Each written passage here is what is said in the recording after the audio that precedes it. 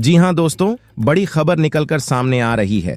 America के खिलाफ रूस चीन ने उठाया ऐसा कदम। दहशत में आया सुपर पावर अमेरिकी। बॉर्डर के नजदीक आए रूस चीन के बॉम्बर्स एयरक्राफ्ट। आखिर क्या है संदेश, वहीं अगली खबर में आपको बताएंगे। इजराइल जंग के बीच चीन ने इस मुस्लिम देश को ऑफर किए J-10 और J-31 फाइटर जेट। अमेरिका की बढ़ने वाली है टेंशन। इसी के साथ आपको बताएंगे म्यांमार की सेना को बड़ा झटका। विद्रोहियों ने चीन सीमा पर क्षेत्रीय सैन्य मुख्यालय पर जमाया कब्जा। तो दोस्तों, सभी खबरें फटाफट हम आपको कम समय में आसान भाषा में एक एक करके विस्तार से बताएंगे। तो आप मेरे साथ इस वीडियो के आखिर तक बने रहिए। तो बिना टाइम लेते हुए बात करते हैं खबरों की। आपको बता दें कि अमेरिका चुनाव से पहले बगैर लीडर के लग रहा है। राष्ट्रपति जो बाइडेन अपनी बिगड़ी तबीयत को लेकर चिंतित हैं। लग रहा है कि अमेरिका इस समय ऐसी परिस्थिति में है जहां देश को कोई संभाल नहीं रहा है। सभी आंतरिक परेशानियों में उलझे हुए हैं। ऐसे में अमेरिका के खिलाफ उसके प्रतिद्वंद्वी देशों ने मोर्चा खोल दिया है। रिपोर्ट्स के मुताबिक 2 रूसी बॉम्बर्स Tu-95 और 2 चाइनीज मिलिट्री एयरक्राफ्ट H-6 एक साथ अमेरिका के पास चक्कर लगा रहे थे। अमेरिकी एयर कमांड नोरिड ने अलास्का के पास रूसी और चीनी विमानों को डिटेक्ट किया है। आपको बता दें कि पुतिन और जिनपिंग की दोस्ती से पहले ही अमेरिका और तमाम पश्चिमी देश दहशत में है और ऊपर से यह दोस्ती लगातार मजबूत होती जा रही है। यह चीज अब अमेरिका और उनके पश्चिम समर्थक देशों के लिए मुसीबत बनती जा रही है।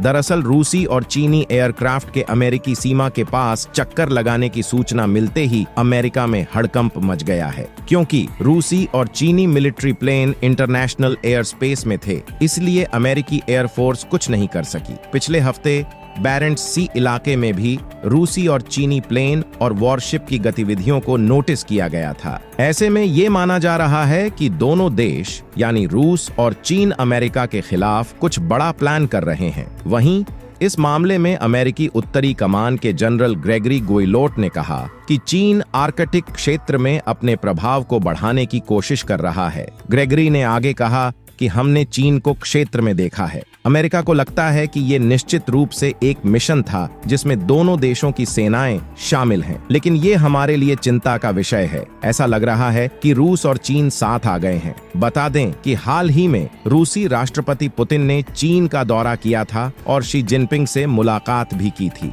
ऐसे में दोनों देशों के लड़ाकू विमानों का अमेरिका के पास चक्कर लगाना निश्चित कुछ संकेत देता है। रूस और चीन के इन लड़ाकू विमान हालांकि अमेरिकी एयरोस्पेस के अंदर नहीं घुसे।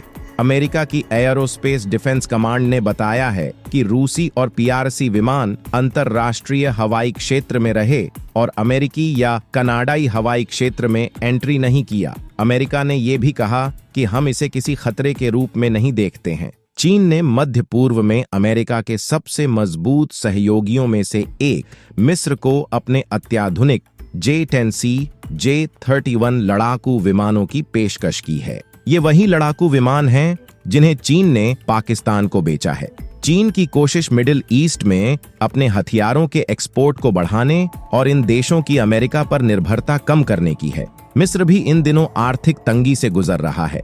ऐसे में मिस्र को सस्ते दाम पर और रियायती कर्ज पर फाइटर जेट मिल सकता है। ऐसे में संभावना है कि दोनों देश अपने अपने फायदे को देखते हुए इस डील को मंजूरी दे दें। दोस्तों, आपको बता दें कि J-10C 4.5 जनरेशन का फाइटर जेट है, जबकि J-31 5वीं जनरेशन का फाइटर जेट है। वर्तमान में मिस्र की एयरफोर्स में सबसे एडवांस्ड एयरक्राफ्ट राफेल है, जिसे फ्रांस के डसॉल्ट एविएशन ने बनाया है। इन चीनी निर्मित जेट विमानों की पेशकश मिस्र के air force commander general Mahmoud Fawad Abdel Gawad की चीन की यात्रा के दौरान की गई थी, जहां उन्होंने बीजिंग में अपने समकक्ष जनरल चांग डिंक्यू से मुलाकात की थी। यह बैठक दोनों देशों के बीच स्ट्रैटेजिक ताल्लुकात को बढ़ाने के लिए जनरल चांग के इन्विटेशन पर हुई थी।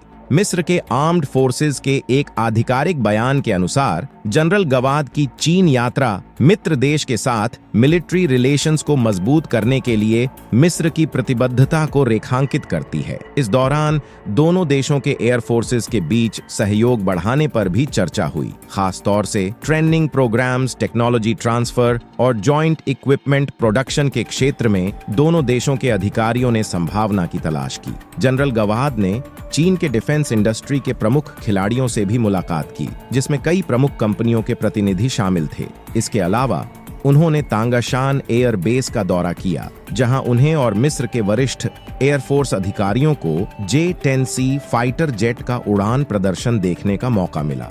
चीन कई वर्षों से मिस्र को J-10C की पेशकश कर रहा है। पिछले साल मध्य पूर्वी डिफेंस मीडिया ने बताया कि मिस्र के अधिकारियों ने लैंगकावी में लाइमा 23 प्रदर्शनी के दौरान जेट के निर्माता चेंगदू एयरक्राफ्ट इंडस्ट्री ग्रुप के साथ अधिग्रहण पर चर्चा की। J-10C प्रदर्शनी में मौजूद था क्योंकि यह People's Liberation Army Air Force की एरोबैटिक टीम 8 अगस्त के लिए चुना गया विमान है। वर्तमान में बीजिंग सिंगल इंजन J-10C को केवल पाकिस्तानी एयरफोर्स को एक्सपोर्ट करता है। मिस्र की एयरफोर्स भी J-10C हासिल करने के लिए उत्सुक है। इस विमान का जुलाई 2017 में चीन में सार्वजनिक रूप से अनावरण किया गया था और 2018 में चीनी वायु सेना के साथ वॉर सर्विस में एंट्री किया।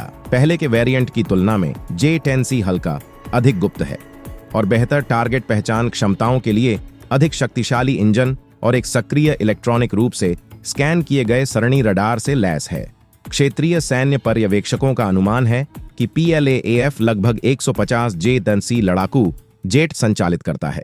इस बीच शेनयांग एयरक्राफ्ट कॉरपोरेशन द्वारा विकसित 5वीं पीढ़ी के स्टील्थ फाइटर J-31 गिरफाल्कन या F-31 ने भी मिस्र सहित कई मध्य पूर्वी देशों से रुचि आकर्षित की है। मध्य पूर्व के अलावा पाकिस्तान ने J-10C हासिल करने के बाद J-31 को हासिल करने में गहरी रुचि दिखाई है। इस साल की शुरुआत में इस्लामाबाद में एक नए उपकरण प्रेरण समारोह में बोलते हुए एयर मार्शल जहीर अहमद बाबर सिद्धू ने कहा कि J-31 पाकिस्तानी वायुसेना के साथ जल्द ही सेवा में प्रवेश करेगा। उन्होंने कहा कि J-31 के अधिग्रहण के लिए बातचीत चल रही है। चीन ने J-31 को निर्यात बाजारों के लिए विकसित किया है क्योंकि इसका पहला 5वीं पीढ़ी का लड़ाकू विमान J-20 माइटी ड्रैगन केवल चीनी वायुसेना के लिए रिजर्व है। म्यांमार में जारी गृह युद्ध में विद्रोहियों के हाथ बड़ी कामयाबी लगी है। विद्रोहियों ने दावा किया है कि उन्होंने चीन की सीमा के पास एक प्रमुख क्षेत्रीय सैन्य मुख्यालय पर कब्जा कर लिया है। इसे म्यांमार की सेना के लिए एक बड़ी हार माना जा रहा है, जो वर्षों से व्यापक विद्रोह को रोकने के लिए संघर्ष कर रही है। Myanmar national democratic alliance army ने कहा कि उसने सरकारी सैनिकों के साथ 23 दिनों की लड़ाई के बाद चीनी सीमा से लगभग 120 किमी दूर उत्तरी शान राज्य में रणनीतिक शहर लैशियो पर कब्जा कर लिया है। अलायंस आर्मी ने सोशल मीडिया पर अपने मुखपत्र के जरिए साझा किए गए एक बयान में कहा, हमारी सेना ने एक निर्णायक जीत हासिल की है और अब बचे दुश्मन सैनिकों को हटा रही है। शहर को अब पूरी तरह से आजाद घोषित कर दिया गया है। इस बयान में लोगों से शांत रहने और शहर के अपने प्रशासन का पालन करने का आग्रह किया गया। हालांकि स्वतंत्र रूप से समूह के दावे की पुष्टि नहीं हो सकी है और म्यांमार के सेना के प्रवक्ता ने टिप्पणी पर कोई जवाब नहीं दिया है। अलायंस आर्मी उन कई जातीय अल्पसंख्यक विद्रोही समूहों में से एक है जो सेना को उन क्षेत्रों से हटाने के लिए लड़ रहे हैं जिन्हें वे अपना क्षेत्र मानते हैं। विद्रोही एक सशस्त्र प्रतिरोध आंदोलन में शामिल हैं जिसने झुंटा के शासन को कमजोर करने के लिए एक राष्ट्रव्यापी अभियान चलाया है। यह संघर्ष अब एक गृहयुद्ध में बदल गया है जो म्यांमार की अच्छी तरह से लैस आर्मी के लिए अपने 5 दशकों के शासन में सबसे बड़ी चुनौतियों में से एक का प्रतिनिधित्व करता है। संयुक्त राष्ट्र के अनुसार इस गृहयुद्ध में म्यांमार के 26 लाख से अधिक लोग विस्थापित हुए हैं। म्यांमार की सेना ने 1 दशक के अस्थायी लोकतंत्र के बाद 2021 में तख्ता पलटकर सत्ता में वापसी की। इससे 53 मिलियन की आबादी वाला यह देश कई मोर्चों पर लड़ाई लड़ रहा है। इस युद्ध के कारण म्यांमार तबाही के कगार पर पहुंच गया है, लेकिन सेना हार मानने को तैयार नहीं है और सत्ता में अभी तक बनी हुई है। सैन्य झुंडा ने अपने विरोधियों को देश को अस्थिर करने की कोशिश करने वाले आतंकवादी के रूप में पेश किया है। अलायंस आर्मी ने हाल ही में चीन द्वारा मध्यस्थता किए गए युद्ध विराम के टूटने के बाद अपना नवीनतम आक्रमण शुरू किया, जो अपनी सीमा पर लड़ाई और व्यापार पर इसके प्रभाव को लेकर चिंतित है। चीन के विदेश मंत्रालय ने गुरुवार को सभी पक्षों से शत्रुता समाप्त करने, बातचीत में शामिल होने और यह सुनिश्चित करने का आग्रह किया कि चीनी व्यवसायों और नागरिकों को कोई नुकसान न पहुंचे। प्रवक्ता माओ निंग ने एक नियमित ब्रीफिंग में कहा, हम शांति को प्रोत्साहित करना और बातचीत के लिए दबाव बनाना जारी रखेंगे। ऑनलाइन समाचार आउटलेट म्यांमार नाउ ने अलायंस आर्मी के साथ लड़ रहे एक अन्य सशस्त्र समूह के कमांडर के हवाले से लैशियो में क्षेत्रीय कमांड मुख्यालय पर कब्जा करने की पुष्टि की। तो दोस्तों, इस पूरी रिपोर्ट के बारे में आपकी क्या राय है? अपनी राय नीचे कमेंट बॉक्स में जरूर दें और ऐसे ही वीडियो देखने के लिए हमारे चैनल को सब्सक्राइब करें। फिर मिलते हैं एक नई वीडियो के साथ।